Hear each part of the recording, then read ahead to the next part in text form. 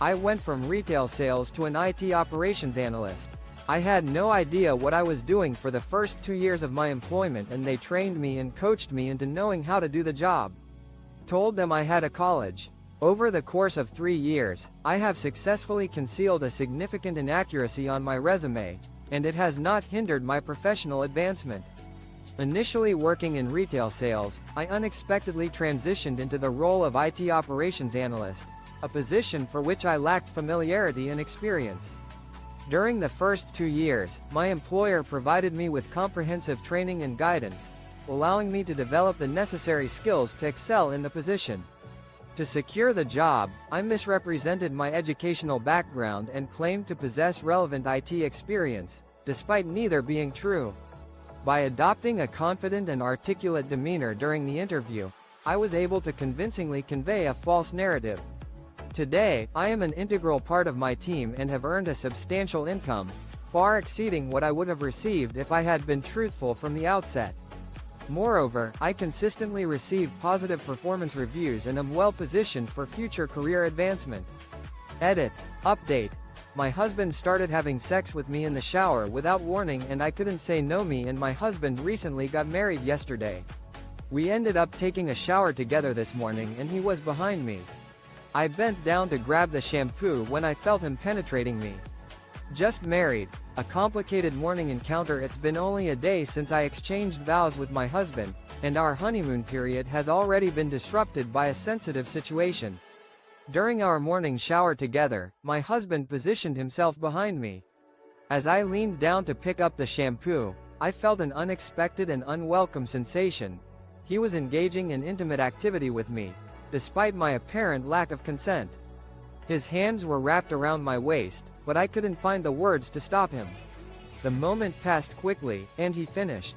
However, his expression of affection was lost on me, as I struggled to process the invasion of my personal space. I'm left feeling uneasy and unsure of how to address the situation with my husband.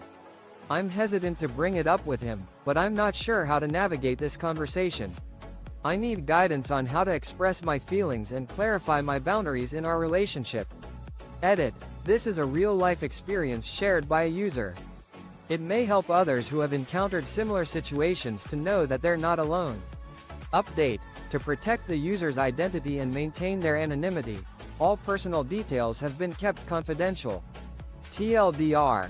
A newlywed woman recounts a morning incident where that time I employed the Worcester Sheriff to bring the Worcester Police to court. This is really old, but I got reminded about it from reading another story here. Years ago I got a speeding ticket in Worcester, Massachusetts. It was a typical speed trap where they sit at the bottom of a. My epic battle against the Worcester Police Department. A tale of malicious compliance. I stumbled upon this old story while reading another post, and it sparked memories of a thrilling adventure I had years ago in Worcester, Massachusetts.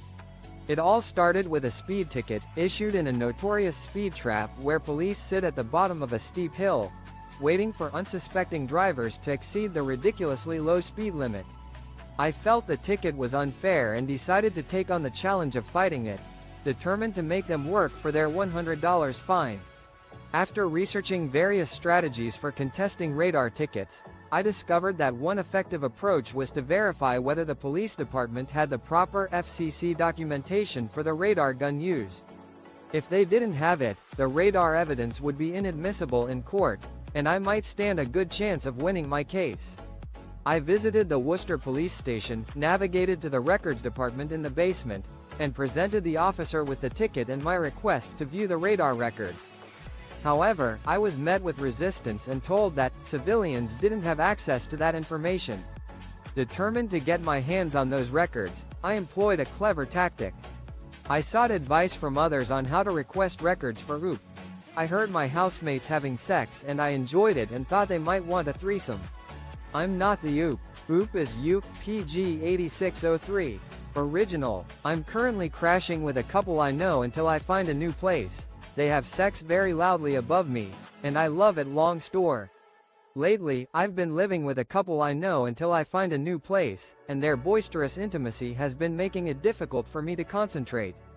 However, to my surprise, I've found the sound of their lovemaking to be incredibly arousing. The situation is a bit complex, as we're all friends and known for being flirtatious. We don't often interact during the day, and our conversations are usually casual. However, I've noticed a growing attraction to the woman, and I suspect they might have picked up on it too. Her partner often openly admires her physical attributes, and she's even mentioned her pierced nipples in my presence. We're all busy, so we try to keep to ourselves, but the bedroom above mine is unfortunately very close to my own space. The couple's loud nightly escapades have become a regular occurrence, and I've found myself getting turned on by the woman's vocal expressions of pleasure. At first, I tried to ignore it, but it's become impossible to resist the allure of their intimate moments. Last night, I couldn't help but listen and give in to my desires. It was an incredible experience, but now I'm left wondering if I should mention it to them. My TIFU by accidentally telling a friend to spread her legs and amp. Let me in simple story, context 21-year-old man. Some friends and I were renting an Airbnb, and it was the last day before leaving. I was sweeping the kitchen and my friend was leaning against the wall. I reached the S. A hilarious mishap unfolds as I was busy sweeping the kitchen floor on the final day of our group's Airbnb stay. My friend happened to be leaning against the nearby wall. I didn't want to disrupt her position, thinking it would be a quick pass with the broom and I'd be done. In a misguided attempt to communicate my intentions, I said, "Widen your stance, I need to get in." It wasn't my intention to imply anything more than asking her to give me enough space to quickly sweep past her. However, my friend's reaction told a different story. She let out a startled, "Whoa," and then erupted into uncontrollable laughter. Her giggling grew louder and she stumbled towards the group, repeating what I had said. It was then that the whole group burst out laughing at me. It was as if they had witnessed a comedy sketch unfold before their eyes. I remained oblivious to the situation, continuing to sweep the floor as if nothing was amiss. Doctor. I was sweeping and told my friend to widen her stance so I could sweep in the spot she was standing. My mom is mad at me for refusing to have a pelvic exam from a male doctor. I, 17F, recently went to have an exam done because I was having some issues. My mom, who made my appointment, requested a male doctor since she isn't supportive of me liking girls and doesn't want me be. I'm facing a tough situation with my mom, who made a doctor's appointment for me without considering my comfort. As a 17-year-old girl, I recently visited a doctor due to some health concerns I was experiencing. However, my mom requested a male doctor for the exam, which made me incredibly uncomfortable.